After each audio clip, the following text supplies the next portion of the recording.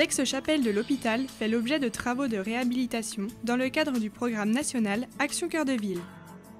Après la mise en place de l'échafaudage, les ouvriers sont à pied d'œuvre pour redonner à la chapelle une seconde jeunesse.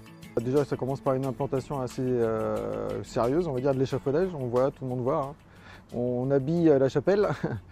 Et après, ce qu'on va faire, en fait, après ça, une fois implanté le chantier, on va commencer à piqueter les enduits. Du coup, à mettre à nu, déjà pour avoir un support sain. Tout ça pour après préparer les enduits. Donc on va faire un dégrossi et après un enduit de finition. On va aussi relever toutes les pierres qui sont usées.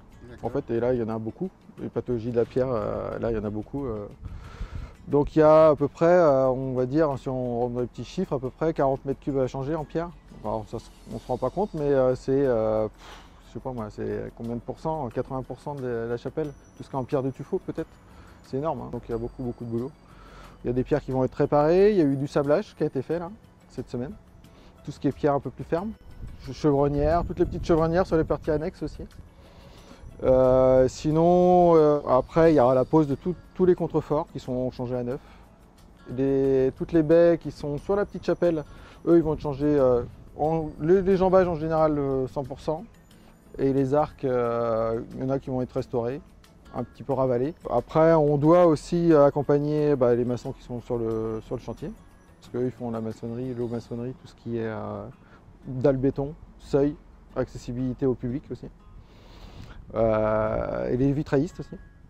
Donc nous, c'est vrai qu'on fait les baies, eux ils ont démonté les vitraux, ils sont en restauration. Après, il y a de la finition du joint, rejointoiement. Du coup, oui, c'est mois de boulot, à peu près, on va être 5-6 personnes, à peu près.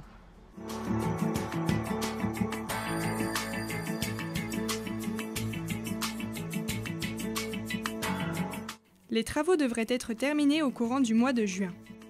Puis en septembre, la chapelle se transformera en musée numérique Microfolie, où des milliers d'œuvres de 12 musées nationaux seront accessibles numériquement.